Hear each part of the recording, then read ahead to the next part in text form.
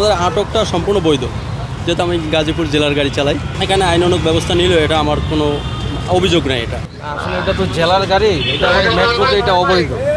মানে প্রথমত ঢাকা সিটিতে এটার বৈধতা রাখে না। না, আপনি এখন কি অ্যাকশন নিচ্ছেন? আমি এটাকে আটক করব।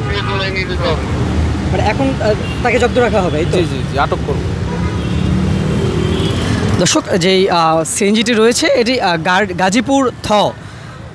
গাজীপুর থ মেট্রো আপনার 11-00-93 এই গাড়িটি কিন্তু আসলে ঢাকায় চলাফেরার বৈধতা রাখে না। এটা ঢাকা সিটির বাহিরের গাড়ি। এটি আসলে জেলাভিত্তিক পর্যায়ে এগুলো চলাচল করার বৈধতা রাখে, যার ফলে কিন্তু গাড়িটি এখন জব্দ করা হয়েছে এবং গাড়িটি কিন্তু আসলে ডাম্পিংয়ে পাঠিয়ে দেওয়া হতে পারে।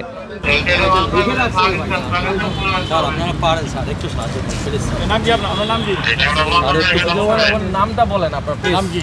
মোবাইল নাম্বারটা বলেন, বলে দেখতেছি। নাম কি স্যার? মোহাম্মদ আবু হানিফ। একটু কথা বলেন তো, ডাকতেছে আমার, পাগল করে দিচ্ছে। কে ডাকতেছে? মুতুয়া।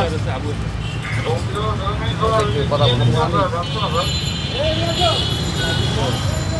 বাবার নাম বলেন। আনিস মল্লিক।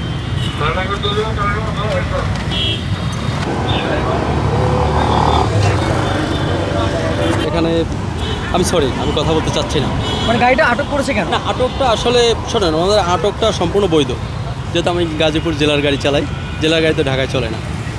তো আলহামদুলিল্লাহ এক্ষেত্রে অনেকে রিকোয়েস্টের মাধ্যমে ছেড়ে দেয়।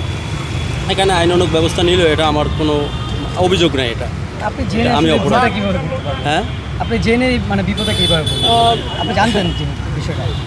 ঢাকার ভিতরে আপনার গাড়ি চালানো আসলে দেখুন, এটা তো মানে প্রশ্ন করে আটকানোর মতো আর কি, কিন্তু আসলে বিষয়টা হচ্ছে যে অনেক গাড়ি চলে, হয়তো কেউ রিকোয়েস্টের মাধ্যমে চলে, কেউ হয়তো দেখা যায় যে আপনার আইনি মামলা হলে মামলা নিয়ে যায়।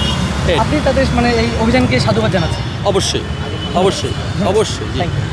দর্শক, আসলে যে সিএনজি চালক যিনি রয়েছেন গাজীপুর এরিয়াতে, যিনি তার গাড়িটি আসলে গাজীপুর তিনি কিন্তু আসলে ঢাকায় ভুলবশত চলে আসে। তার ভাষ্য মতো কিন্তু অনেকেই আসলে ঢাকাতে গাড়ি চালায়, ঢাকার বাইরের গাড়িও কিন্তু ঢাকার ভিতরে আসলে তারা চলাফেরা করে। আসলে সেই সুবাদে তিনিও আসলে মাঝে মধ্যে চলে আসছিলেন এবং তার গাড়ি কিন্তু এর মধ্যে জব্দ করা হয়েছে।